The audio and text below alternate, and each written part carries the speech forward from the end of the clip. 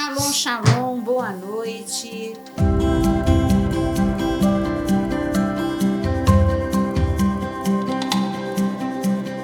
Boa noite para todos. Boa noite, Naira. Boa noite, a mesa está Aquino. entusiasmada com o assunto. Boa noite. Aleluia, muito bom. Estamos animados, né? Todo mundo animado. E nós estamos aqui para dizer para vocês aqueles recadinhos de sempre, né? Deixa o seu like, compartilhe agora, porque esse assunto de libertação e cura, muita gente tem dúvida ou pouco tem se falado, tanto de púlpito quanto fora do púlpito, e nós precisamos, então, tratar de um assunto que tanta gente tem dúvida. Então, deixa o teu like, compartilha com aquela pessoa que se sabe que está querendo se informar, está querendo saber ou está sofrendo com algum tipo de prisão. Compartilhe esse vídeo agora. E não esqueça também que na área de membros tem muitos cursos para vocês. Boa noite, pastor Usano. Boa noite, pastora Naira. Muito empolgada aqui, porque o tema é a tua área, né? É a nossa área, né? Boa noite, pastor Jonas. Muito boa noite para todos, para você, Pepeu, para Naira, o Aquino e todos vocês que estão nos seguindo. E já que o tema é libertação e cura, eu quero levantar uma lebre aqui agora, para você que está nos ouvindo. Por que é que você não vai no YouTube para ver o material que nós temos lá?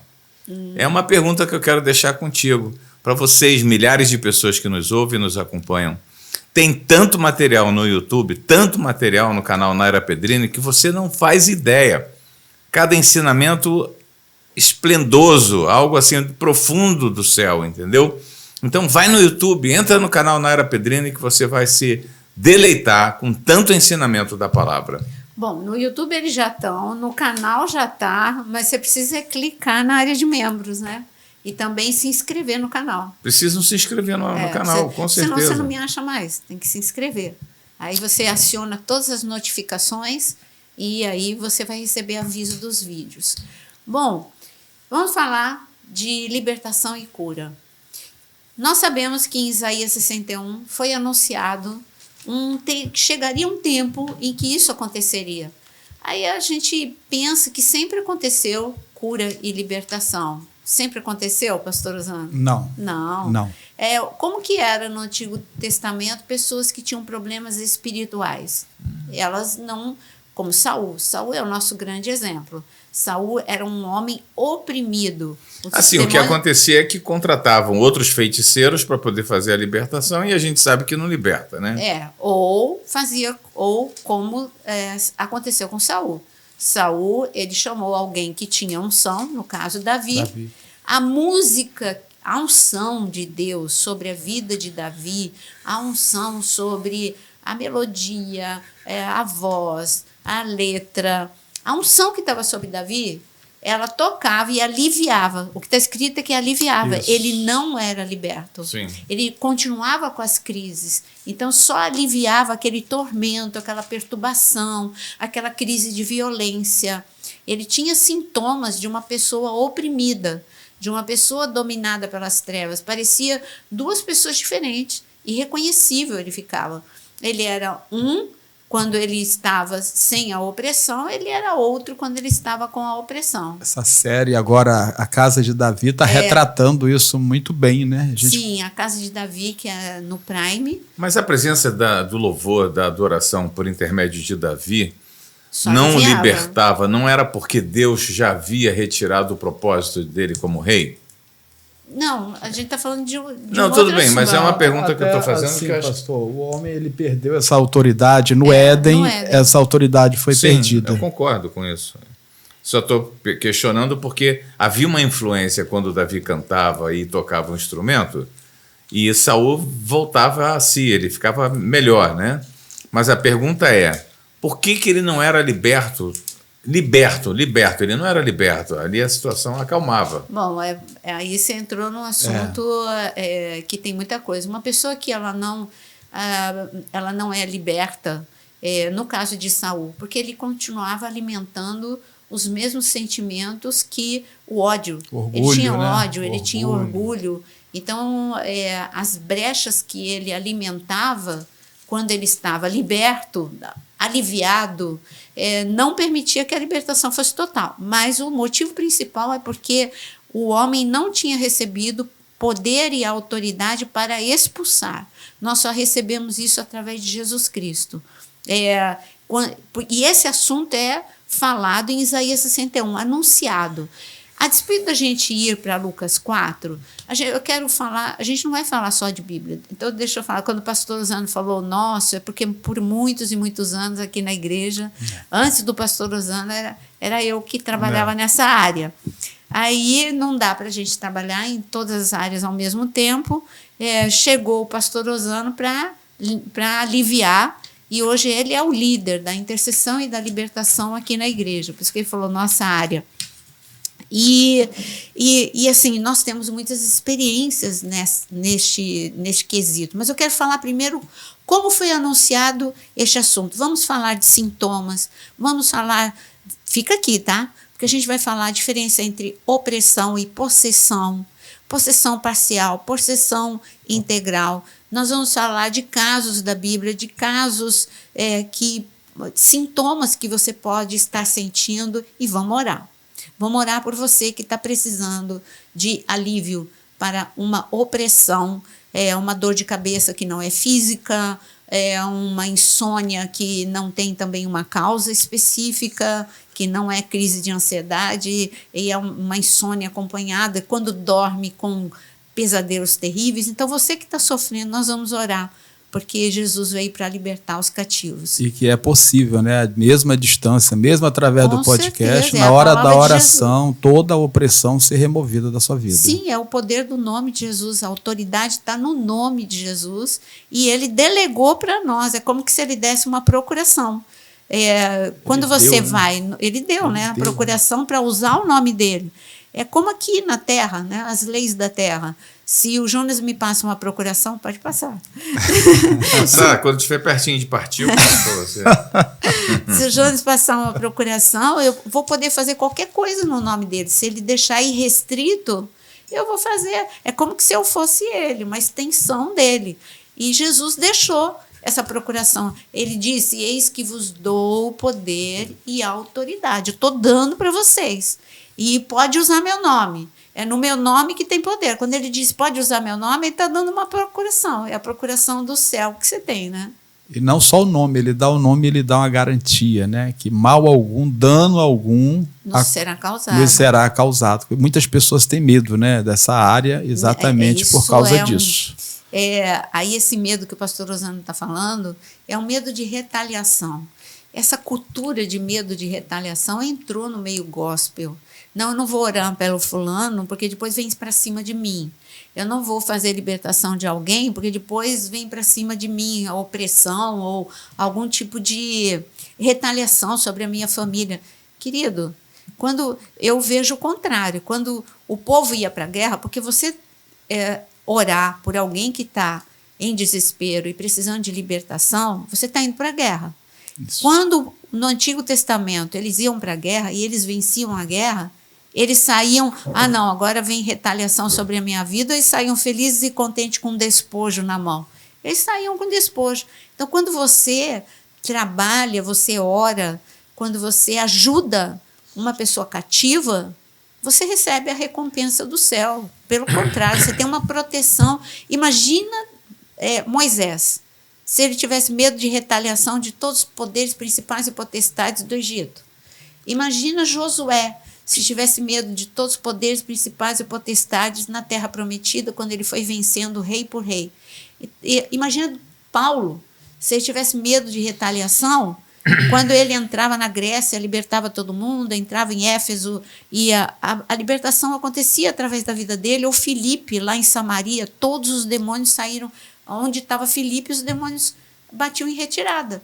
Esses homens não tinham medo. Por quê? Porque eles tinham uma vida de oração, uma vida de intimidade, e eles sabiam que quando você age no nome de Jesus, você vai ter o quê? Proteção. Mas, paralelamente, numa batalha, numa guerra, mesmo que não seja espiritual, toda vez que você ganha uma batalha, você é condecorado.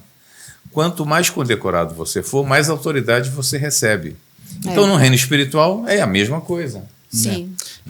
São duas realidades, né, pastora? Uma coisa é você ir para esse nível de, vamos chamar de cuidado, de ajudar pessoas, mas você está também com a sua vida arrumada, né? Está buscando viver, como a senhora falou, uma vida de santidade, separada, uma vida de oração, de jejum. Em contrapartida, tem aqueles que não se cobrem, né? Não se preparam. Aí realmente pode sofrer situações complicadas. Ofni e Finéias, né?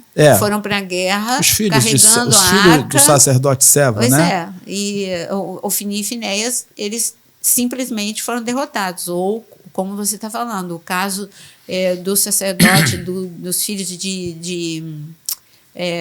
meu Deus, fugiu o nome dele agora. Do sacerdote Seva. Sim. Os filhos, eles ficaram envergonhados, rasgaram a roupa e saíram feridos. Por quê? Porque era o Deus de Paulo.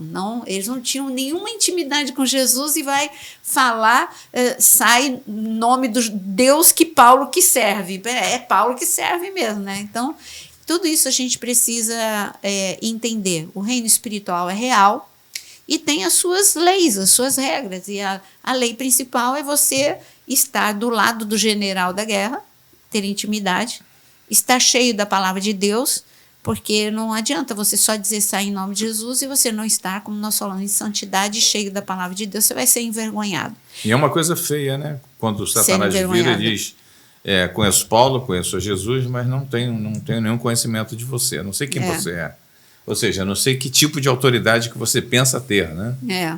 É muito sério. Ou seja, o que a gente quer deixar claro aqui para você a respeito do chamado de Deus para esse tipo de trabalho, para esse ministério, mas, ao mesmo tempo, deixar também você consciente de que deve haver uma tranquilidade, desde que você esteja guardando os princípios, os preceitos de Deus, de caminhar pela fé e continuar caminhando, sabendo que o maior é o que está em você do que o que está no mundo, e sabendo que quanto mais luz houver na tua vida, ou seja, maior consagração, maior santidade, maior vai ser o foco de luz, o resplendor da luz de Cristo na tua vida. E a luz dissipa as trevas, então Satanás não pode nem encostar em você. Sim. Agora, Isaías 61 é onde foi anunciado esse grande ministério que Jesus iria inaugurar. Ele veio para devolver, como o pastor Osano diz, a humanidade foi roubada no Éden. Eu acho tão lindo, né? Adão e Eva estavam nus. E o que Jesus, na Páscoa, ele diz lá em Lucas 24, ele diz, não saia de Jerusalém, mas se vocês não estiverem, enquanto vocês não estiverem revestidos de poder, é a roupa que a gente perdeu de autoridade lá no Éden, ele vem e devolve para a gente. Então, quer dizer, o homem sem Jesus andou numa zona de perigo terrível, de opressão terrível. E aqui em Isaías 61, ele diz, um texto tão conhecido... Mas alguém pode perguntar para nós aqui, sim, essa questão desse revestimento, não é? Qual o revestimento que você deve ter nesse momento para você entrar numa guerra, numa batalha? Os discípulos, foi ordenado a eles que aguardassem em Jerusalém até que do alto fossem revestidos de poder.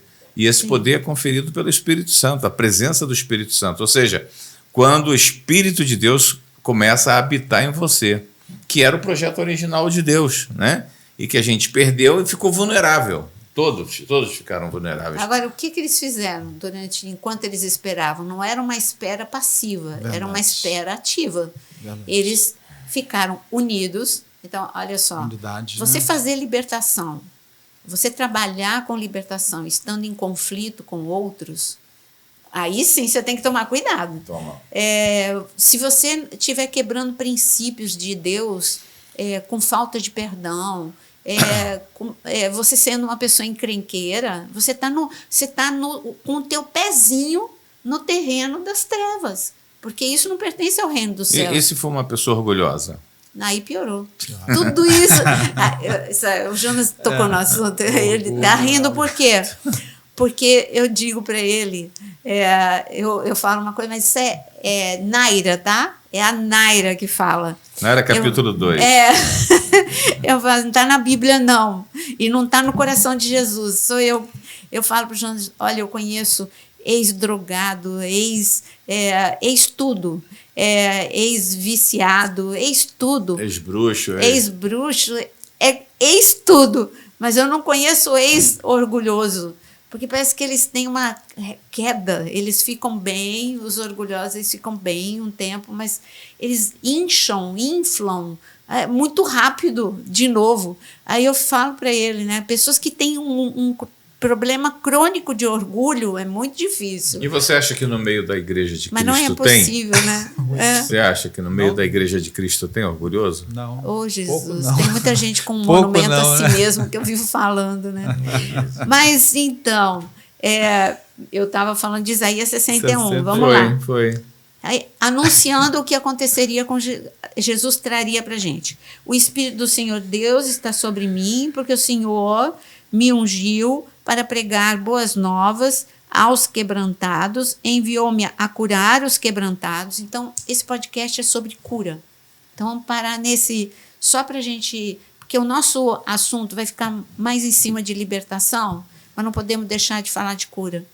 Jesus, ele veio para dizer, olha, eu estou aqui porque eu me importo com a sua dor da alma. Eu me importo com as suas... Eu gosto de usar a palavra ruptura emocional. Porque a ruptura emocional fala de algo que quebrou mesmo. Ruptura, quebrou. Você era uma pessoa inteira e você foi ferido por um trauma. Você foi ferido na sua autoestima, você agora tem baixa autoestima, você foi rejeitado e você agora é uma pessoa insegura. São tantas feridas, por isso que eu digo, precisaria de um podcast só para falar do que é ser restaurado, curado em todas as áreas. Hoje você é uma pessoa desconfigurada, irreconhecível por causa das dores. Uma pessoa com dor, se ela corria, ela não corre mais. Se ela andava de uma forma, ela não anda mais. Ela demora mais porque a perna está machucada. Então, um ferido emocionalmente não tem mais a mesma velocidade. Ele está geralmente parado. Ele está anulado. Ele está fragilizado, vulnerável. Quanta coisa quando você está ferido emocionalmente. E eu ouso dizer que esta é a geração mais adoecida e frágil de todas as gerações. Os jovens estão fragilizados, não conseguem ressignificar a dor, não conseguem se reinventar. Pequenos impactos produzem grandes resultados. Resultado não, produz grande dano na sua vida. Pequenos impactos, grande dano na sua vida. Então, hoje, a nossa atenção, eu li, me foi enviado, de que vai ser obrigatório em todas as empresas ter uma assistência psíquica, emocional aos funcionários, porque viram a gravidade, como é uma coisa generalizada. É quase que, se eu pudesse usar, eu diria que é uma pandemia emocional, uma pandemia de enfermidades emocionais, de distúrbios emocionais.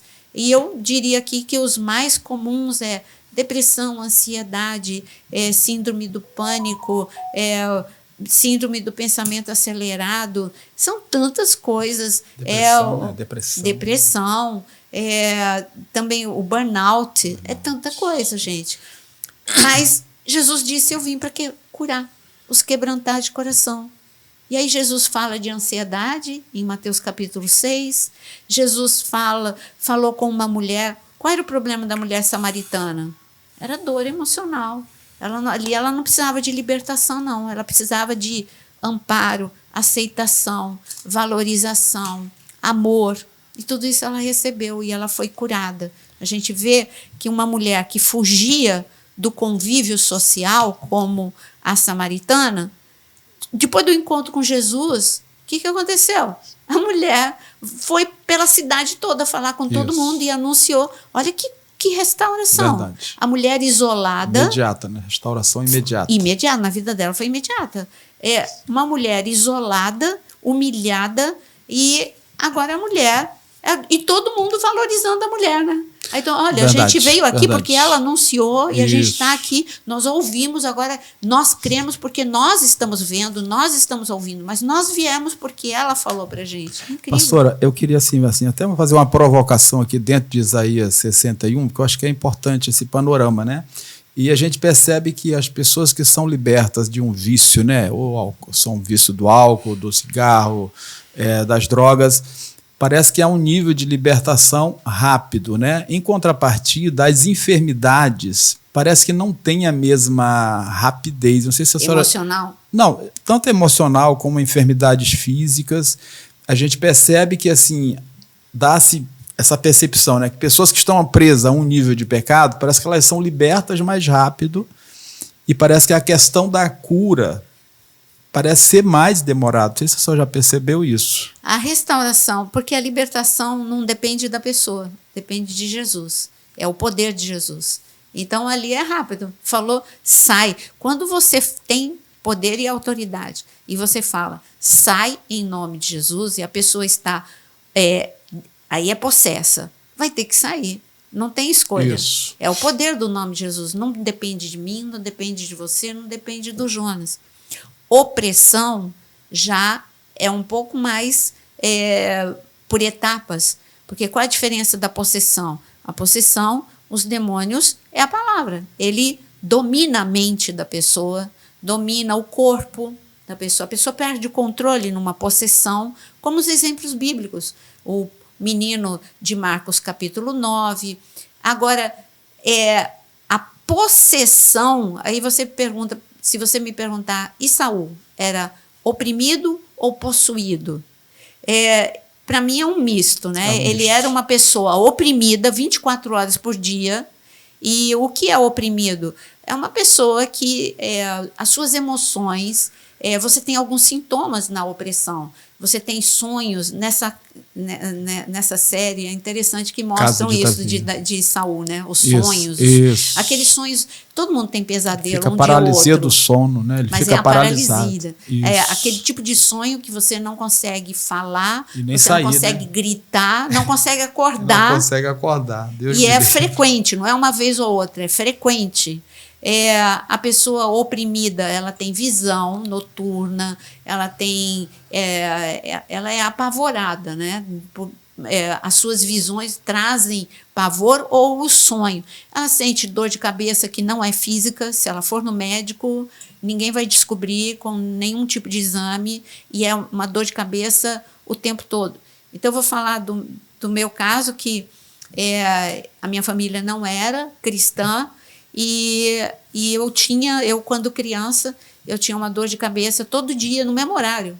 E não era uma dor de cabeça normal, era uma dor de cabeça de enlouquecer, tanto que eu lembro, eu era muito pequena, eu tinha vontade de jogar a minha cabeça na parede para ver se parava de doer. Minha mãe tinha que me segurar, mas não é porque eu estava possuída, porque a dor era demais para mim. E em todos os médicos, nada, absolutamente. Eu fiz todos os exames que uma pessoa pode fazer para descobrir se tem algum problema neurológico. Não tinha nenhum problema neurológico. E então, é claro que minha mãe, sem conhecimento, me levou para piorar, né? Me levou para tomar passe, para piorar mais ainda. E, graças a Deus, depois nós viemos a conhecer Jesus, mas eu não era possuída, eu era oprimida. Eu era oprimida pela dor de cabeça, eu era oprimida pelas visões que eu tinha, eu era oprimida pelos sonhos que eu tinha deste jeito. Tanto que o meu pior pesadelo era à noite. Eu tinha medo de dormir, ou ver, ou sonhar. Era frequente demais isso. Ou eu via, ou eu sonhava, eu grudava minhas costas na parede, porque eu tinha a sensação de que passava por detrás das minhas costas. Era um tormento, eu era criança. Era um tormento. Então, a diferença entre opressão e possessão é justamente essa. A opressão tem alguns sintomas. A pessoa, por exemplo, está na igreja e ela sente não é cansaço normal, ela sente um sono. A opressão está fora, né? Ela sente um sono, que ela dorme, o olho pesa, e ela não consegue ficar, não ouve nada, absolutamente nada da pregação.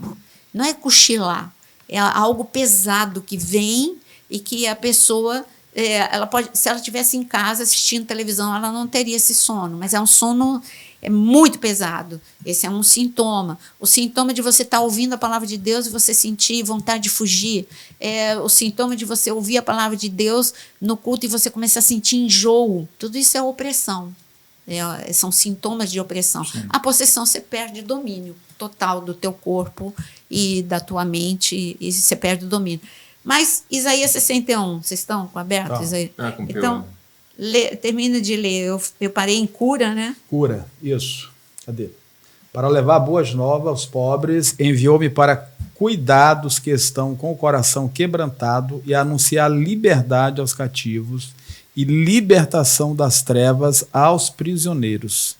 Eu gosto mais da RA. Essa é NVI. NVI? É. Tá. Então eu gosto mais de como está na RA. A RA está escrito. É a mesma coisa, gente. Tá. Eu me sinto mais confortável quando eu vou pregar na RA. Mas eu uso a NVI também. Então, enviou-me a.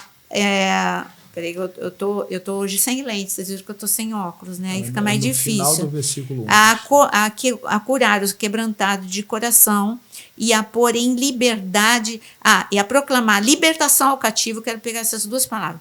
Número 1, 2 níveis de libertação. Isso. 1, libertação aos cativos, e 2, pôr em liberdade os algemados. Aqui está falando de cativeiro e algema.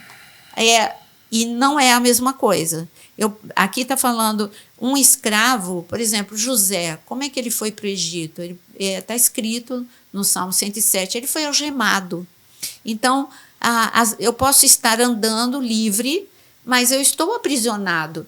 E uma pessoa algemada, ela não faz as mesmas coisas que ela faz se tirar a algema. É uma outra versão sua. É uma pessoa mais limitada. Então, você pode ter algemas emocionais, você pode ter algemas espirituais. E vamos falar o que é uma algema espiritual. Por exemplo, uma repetição, às vezes, na sua família, de algemas espirituais. Todo mundo tem o mesmo tipo de problema, é quase que uma herança dentro da família.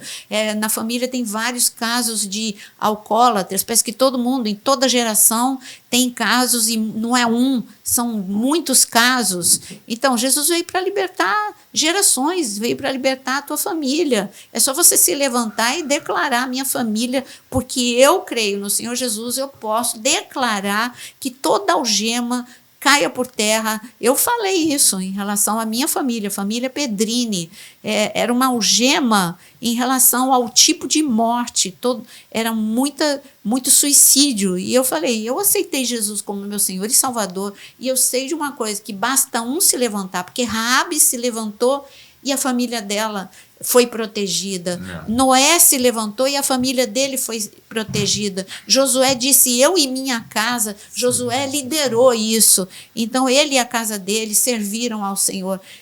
O carcereiro, quando ele aceitou Jesus, em Atos 16, toda a família dele também foi abençoada, de Cornélio também. Eu poderia ficar o tempo todo do podcast citando famílias, porque um se posicionou. E eu disse, olha, a partir de hoje, em nome de Jesus, eu declaro que a família Pedrini está liberta desta maldição, porque Jesus levou na cruz do Calvário toda a maldição, foi cravado todo edito de dívida, e eu me levanto para declarar, em nome de Jesus, liberdade aos cativos. Amém. Então, você pode representar a tua família. E é claro que todo mundo tem o livre-arbítrio, mas é uma atmosfera. Por que isso acontecia geração após geração? Era uma atmosfera que estava sobre a família. E Cristo pode quebrar essa atmosfera. É claro que cada um vai decidir o caminho que vai ter, né? Se vai seguir a Cristo ou não. Mas você pode orar e a sua oração faz efeito, em nome de Jesus. Verdade. A senhora tocou num assunto aí que eu penso que é muito importante ter um podcast especial falando de heranças familiares. Sim. E de maldições. Bênçãos e maldições. Porque esse assunto é muito importante e teve muito mau uso dentro do corpo exatamente. De Cristo. E tornou um assunto pesado e complicado. Polêmico até, porque as pessoas levaram para outro lado. Né? E também ficou pesado, porque aí tinha pessoas que ficavam fazendo aquelas coisas muito extensas, orando a primeira geração, a segunda geração, a terceira, uma coisa assim, quase que um ritual. Enquanto que, gente, Jesus é tão fácil. É algo rápido. É só falar, em nome de Jesus, eu me levanto. Enquanto você não sentir alívio, ora dessa forma. Enquanto você sentir alívio, você vai ver que a atmosfera mudou sobre a sua família. É o persistir em oração. Isso você pode fazer. Mas não precisa ir de geração em geração, fazer um ritual de quebra de maldição, de ritual. Não.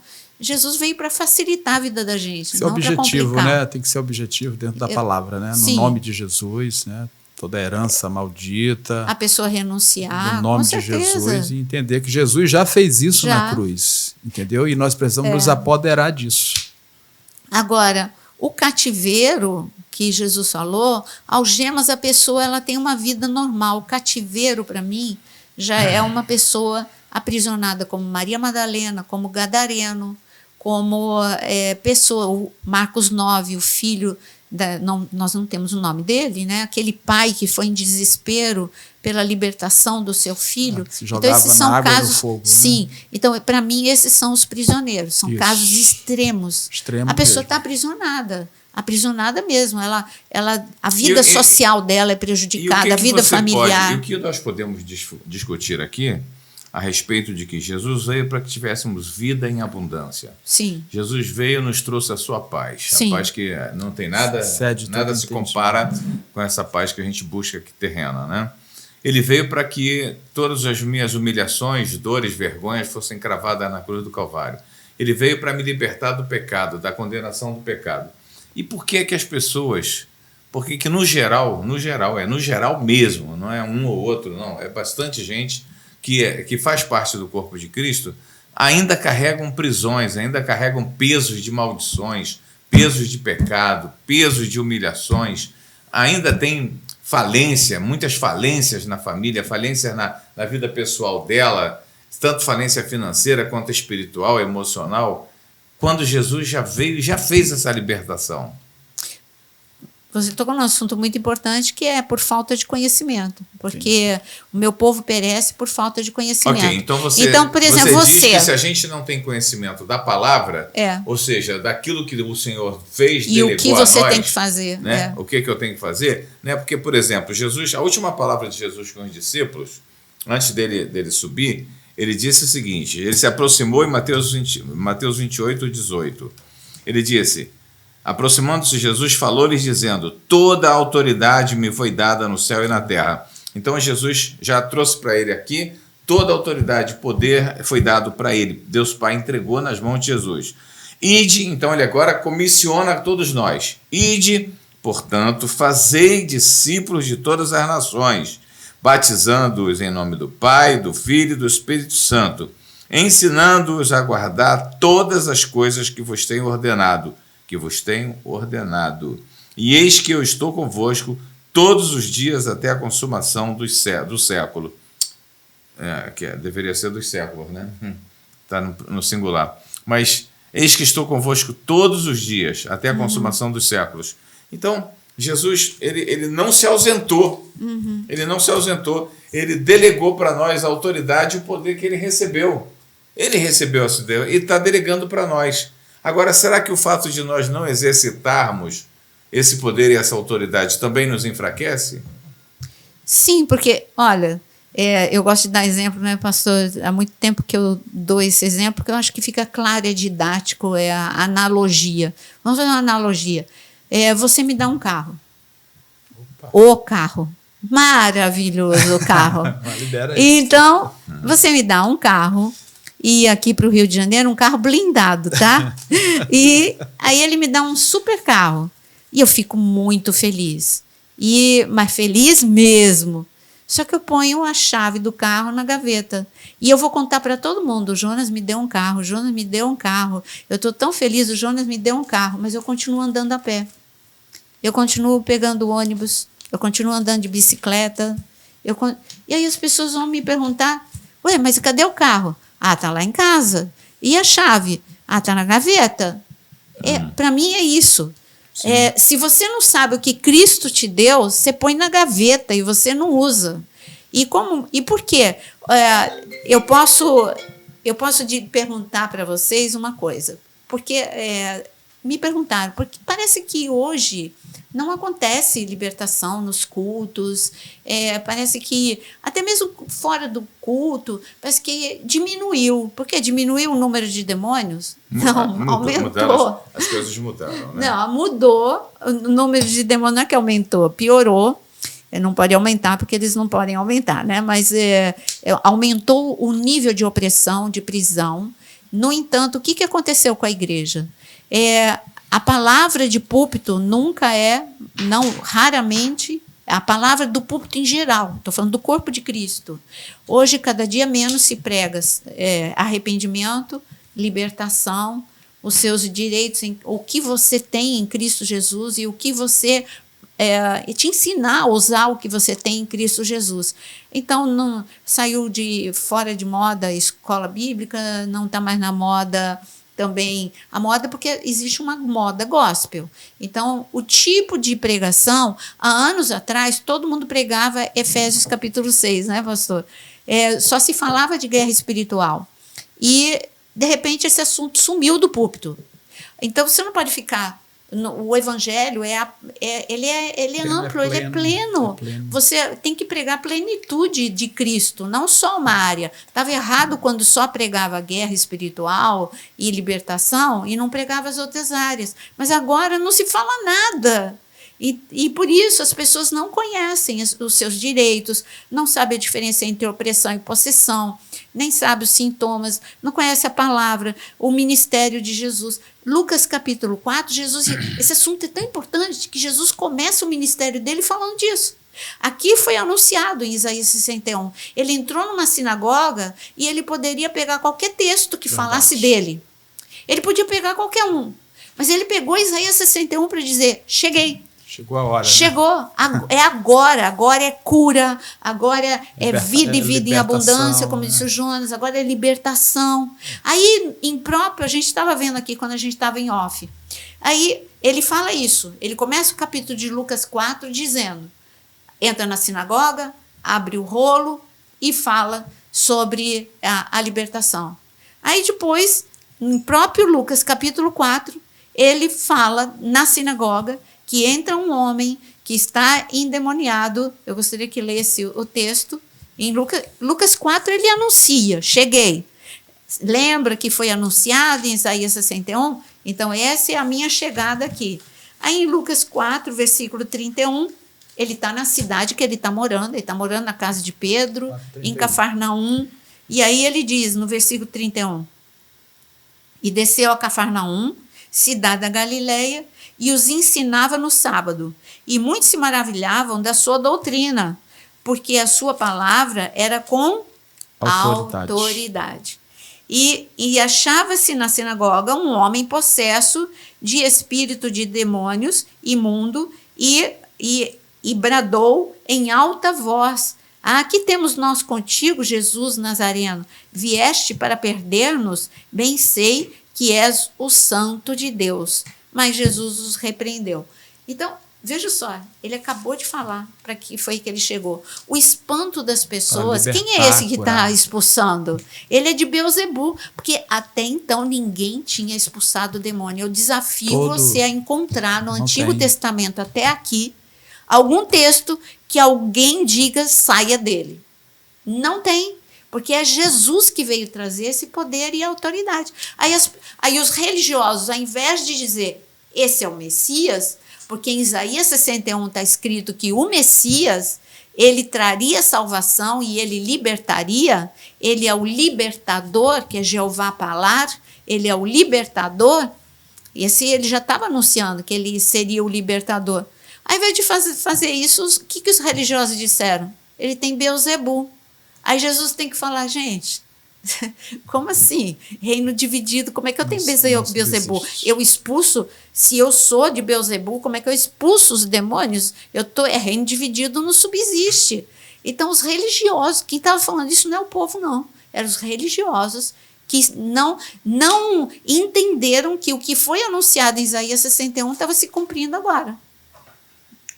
Essa é a grande verdade. Não, e quando a gente, mais para frente, Lucas 10, a gente observa, tem um versículo em Lucas 10, que é Lucas 10, 19, que me pegou desde sempre. Então, eu sempre andei com esse versículo muito forte. Eu não tenho uma memória boa para gravar nada, mas alguns versículos assim batem forte e ficam, né? Sempre, sempre, sempre na minha vida foi forte. E o que a gente pode ver aqui? E Jesus envia os 70, né? Os 70 voltam maravilhados, porque todos se submeteram, né? E Jesus fala com eles o quê? Então regressaram os 70 possuídos de alegria, dizendo: Senhor, os próprios demônios se nos submetem pelo teu nome. Mas ele lhes disse: eu vi a Satanás caindo do céu como relâmpago. Aí no 19 Jesus fala: eis aí vos dei autoridade para pisar de serpentes e escorpiões e sobre todo o poder do inimigo, e nada absolutamente vos causará dano. Não obstante, alegrai-vos, não porque os espíritos se vos submetem, e sim porque o vosso nome está arrolado nos céus. Isso aqui ele faz um fechamento extraordinário. Incrível. Ou seja, desde que você mantenha comunhão comigo, né, desde que o teu nome permaneça escrito lá, né, então você vai ter autoridade, poder e autoridade para... Agora, uma outra coisa que eu queria lembrar era a respeito de Cafarnaum, de Corazim, Betsaida. Eu nunca me esqueço daquela cena, não só da cena de Cafarnaum, que a gente viveu várias vezes, né, mas de Betsaida e Corazim, que Jesus já amaldiçoou aquela terra, e porque ali foram feitos muitos milagres, né? Muitos milagres. Os 3 anos do ministério se concentraram ali. Muita coisa, muita coisa. E ainda assim, a fé daquele pessoal era muito frágil, né? E de repente Jesus amaldiçoou aquela terra, dizendo que dela não sairia nada, que não daria nada. Até hoje, a gente sabe como Israel precisa de terra. Aquilo está lá abandonado, Corazim, Betsaida completamente. E Cafarnaum só não está por causa do turismo. Porque... Ai de ti, tu falou ai de ti. Ai de ti, Betsaida, ai de ti, Corazim, né? Então, foram muitos sinais feitos naquele lugar. Era para aquele lugar ser tremendamente cheio de Deus, né? Cheio de tudo que vem do céu. E a terra até hoje é deserta. É uma terra cheia de pedra, não tem vida. Rapaz, é um negócio impressionante. Tu fala, meu Deus, uma terra, um lugar bonito desse, né? Não tem. A gente passou ali uma vez só, se eu não me equivoco. E eu queria tocar num assunto que é tão importante. Criança, né? A criança é muito sensível. E é muito frequente nós, como pastores, recebermos pedidos de ajuda de pais que seus filhos têm opressão noturna. Isso. Não está possuído, longe disso, claro que não. São crianças que têm visões, que têm sonhos, que do mesmo jeito que a gente falou, que não conseguem acordar. Isso já aconteceu até com o nosso neto, quando ele era pequenininho. Eu não esqueço do dia em que ele ficava assim, ele estava olhando para algo, ele estava de olho aberto, mas ele não estava enxergando a gente, e o Jonas orando e a gente orando, e ele não enxergava a gente, ele estava com o olho fixo em algo que ele estava vendo, e depois de muito tempo, só depois de muito tempo que ele foi falar o que ele estava vendo, porque ele tinha medo de falar. Não, e que mandava ele falar coisas feias para nós. E era uma opressão. E aí você fala, mas como uma casa com tanta oração? As crianças são muito sensíveis. Crianças e animais são muito sensíveis. E atacadas, né? A gente estava vendo no nosso devocional, né, o episódio de Balaão, e o fato da mula ver o anjo e Balaão não ver o anjo mostra para a gente a sensibilidade. Os animais, eles têm sensibilidade espiritual, eles sentem. Tem uma audição, tanta audição. Né? E as crianças também, pela pureza, pelo nível de pureza da criança. Então, se há algum tipo de opressão no ambiente, a criança ela vai realmente, ela vai ver, ela vai sentir. E a gente sempre fala a mesma coisa. O que fazer? É um termômetro. A criança é um termômetro. A criança é o termômetro. Então, o que fazer? Se a gente está num tempo de guerra, existem períodos em que você está travando uma guerra mais intensa. Então, o que fazer se aconteceu algo assim, ou está acontecendo algo com a sua criança? Olha, é a mesma coisa, o que Jesus fala, para a gente ungir, porque a unção quebra o jugo, e a gente sempre fala, ora, mas ora entendendo o que você está falando, não é uma repetição, não é uma vã repetição, ora o Salmo 91 declarando que as trevas, que você não teme as trevas que se propagam nas trevas, declara que a luz de Cristo brilha na tua casa, declara a proteção, ora para que os anjos que Deus manda estejam como cercando aquela criança durante todas as noites, um muro de fogo ao redor delas, declara que o Senhor é o escudo. Quando eu falo declara, não são declarações positivas, como muitos ensinam. Não, eu estou falando, ore a palavra. Entendimento, né? Fale a palavra. Entendimento da palavra. Sim, né? ore e fale a palavra. Fale, o Senhor é o escudo e proteção. Está escrito em Gênesis capítulo 15. O Senhor é o escudo e proteção. Não era só de Abraão, é da tua casa, é do teu filho. Então, pegue a palavra de Deus e ore quando você sente opressão. E a opressão vai ter que bater em retirada. Tem um exemplo muito importante, né? Quando Jesus está atravessando lá para Gadara e tem a tempestade. Sim, sim. Ali há um nível de guerra e de opressão muito grande. Mas quando Jesus se levanta, a oração de Jesus foi dar ordens ao reino espiritual. Sim. Para que tanto o vento como o mar cessassem, parassem. Sim. Né? Então, assim, eu trago isso o poder da oração. Eu trago isso dentro do meu lar. Muitas vezes eu tenho que estar dando ordens, liberando palavras de ordem e de comandos. Sim. Entendeu? Que a casa esteja guardada, que a casa esteja cercada com os limites do sangue de Jesus, com os muros de fogo, sim, ferindo as trevas de cegueira e de surdez. Então, como que isso é importante? Né? Muito importante. O entendimento. E as trevas sabem que você tem esse entendimento. Você não está jogando palavras ao léu. O que você está falando, as trevas sabem se você tem um entendimento ou não. E se tem intimidade com Deus ou não. Então, chegou a hora de orar por vocês. É rápido, né? Tem que ter outro, né? Tem que ter a parte 2. Se você quer a parte 2, escreva aí. Né? Escreva que a gente vem. Tem que ser um só de cura, outro só de continuar esse assunto de libertação, opressão. Tem muitos casos na Bíblia para a gente falar e casos de pessoas que a gente conhece, experiências nossas, né, sem citar nenhum nome. Mas o pastor Osano vai orar e você que está vivendo a opressão, se coloque agora diante de Deus. A sua casa que está debaixo de guerra, se coloque agora para receber essa oração. Se você conhece alguém que está debaixo de um cativeiro, se é da tua família, se é teu amigo, coloque essa pessoa agora diante de Deus e receba essa oração. E transmita, né? Retransmita esse Sim, compartilhe esse podcast, deixe o seu like para ele ter maior alcance, para que chegue a muitas pessoas que precisam de libertação da opressão e de prisões. Amém. Pai, nós nos unimos em fé nesse momento, debaixo de tudo que foi ministrado, trabalhado nesse momento aqui, com a Tua palavra, Senhor.